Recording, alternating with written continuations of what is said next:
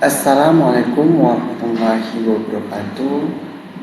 Di sini saya akan menjelaskan materi tentang faktor-faktor pembatas yang ada di suatu kolam perairan. Yang mana tugas ini adalah tugas dari dosen saya, yaitu Pak Rizkan Khairan Munandar. Langsung saja ke penjelasannya.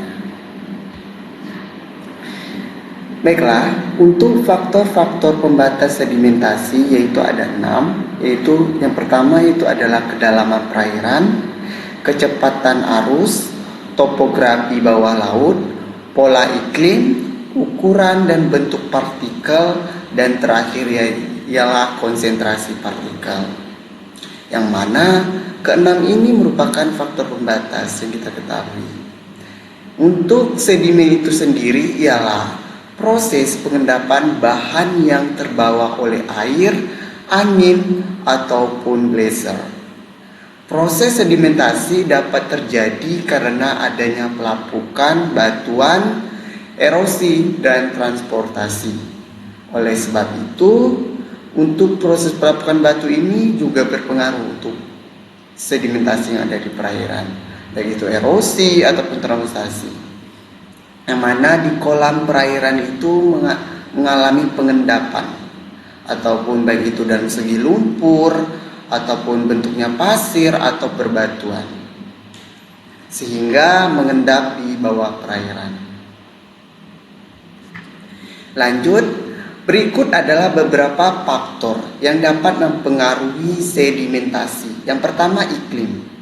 Pasti kita ketahui bahwa iklim ini juga berpengaruh, yang mana intensitas hujan yang dapat menyebabkan erosi yang memicu sedimentasi.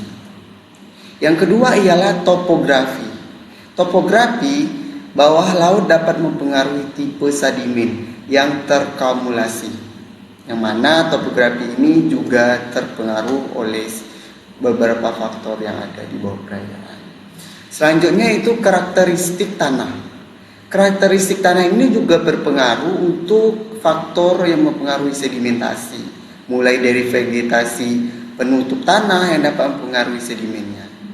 Selanjutnya itu tata guna lahan. Lahan, tata guna juga dapat mempengaruhi sedimentasi. Misalnya ini lahan mangrove, lahan hutan, itu kan di dekat pesisir. Jadi saat di tebing mengalami pergesekan antara gelombang atau arus yang di bagian pesisir, dia akan menyebabkan ada sedimentasi yang ada di perairan tersebut terkikis sehingga mengendap di bawah kolom perairan. Selanjutnya ialah fisika dan kimia dalam bentuk sedimen. Jadi ilmu fisika dan kimia ini juga berpengaruh bagi sedimen yang ada di perairan. Selanjutnya dinamika air. Yang kita ketahui dinamika air ini adalah gerakan air di sekitar dapat mempengaruhi misalnya gelombang, arus yang diakibatkan oleh angin yang bertiup, itu menyebabkan di pesisir mengalami pengikisan. Selanjutnya sedimentasi dapat dibedakan menjadi beberapa jenis, mulai dari sedimentasi air, angin, ataupun sedimentasi tanah.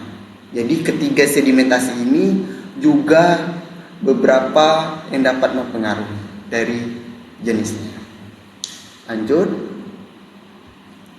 Selanjutnya dari gambar ini dapat teman-teman lihat bahwa kolam perairan, misalnya di sini ada lereng yang ada aliran, maka aliran di sini akan membawa sedimentasi menuju di dalam kolam perairan yang ada di lautan.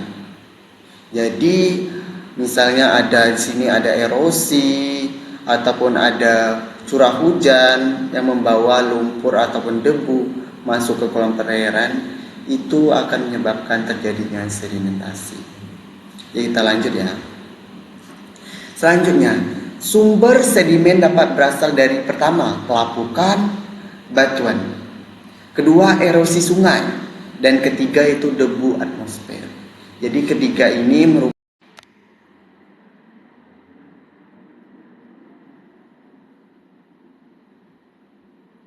Sekarang kita lanjut. Ini dari gambar tersebut merupakan pola pergerakan arus. Mulai dari gelombang yang datang dari laut sehingga membuat sedimentasi yang ada di tepi pesisir itu mengalami jatuh ke dalam kolom perairan. Kita lanjut. Lanjut arus dan gelombang. Gelombang dapat mempengaruhi sebaran sedimen dasar di perairan. Pada musim barat dan musim perairan, satu sudut datang gelombang besar sehingga menyebabkan arus menjadi sejajar dengan pantai. Ini dapat teman lihat bahwa gelombang ini dapat berpengaruh juga. Lanjut.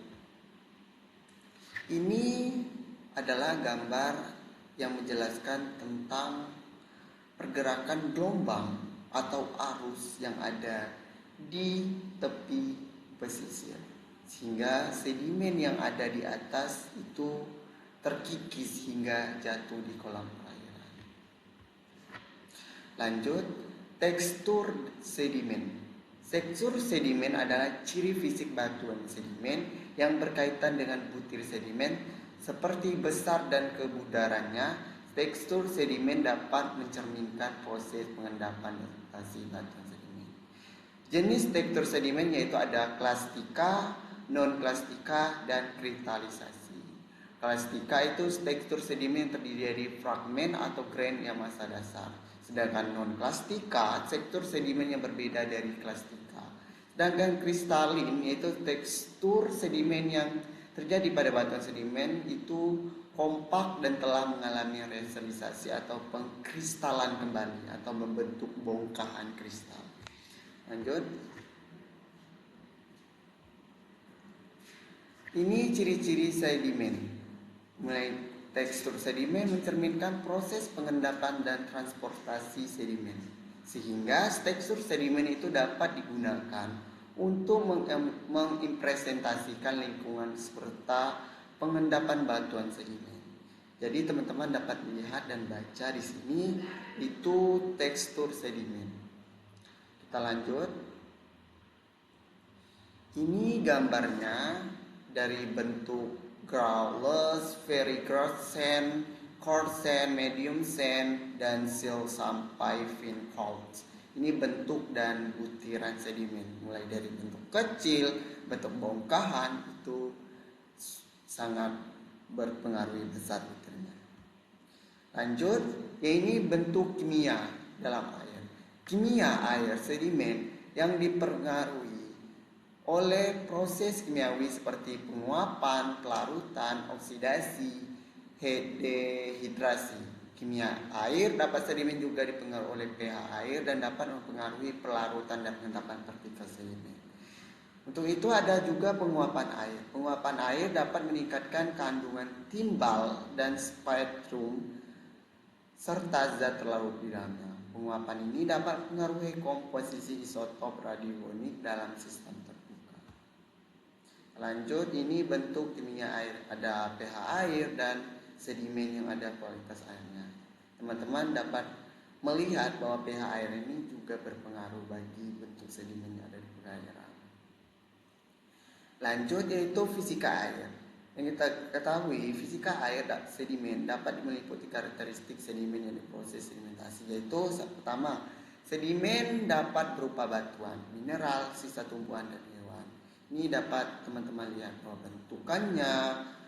bentuknya ada lonjong, ada bentuknya kecil yaitu kloid dan besar itu bundar. Jadi bentuk-bentuk sedimen itu dapat kita ketahui dalam fisika air. Lanjut, fisika air adalah proses sedimentasi. Sedimentasi adalah proses pemisahan padatan tersuspensi dari cairan secara gravitasi. Jadi teman-teman dapat baca di sini tentang penjelasan serta dampak sedimen terhadap air, bagaimana dampaknya. Yang kita ketahui bahwa dampaknya itu ada sedimen dapat menyumbat saluran sungai. Ini dapat dilihat. Kita lanjut saja. Mekanisme transport sedimen. Mekanisme transport sedimen dapat mengontrol keberadaan, karakteristik dan sebaran sedimen pada lingkungan. Jadi teman-teman dapat melihat. Jadi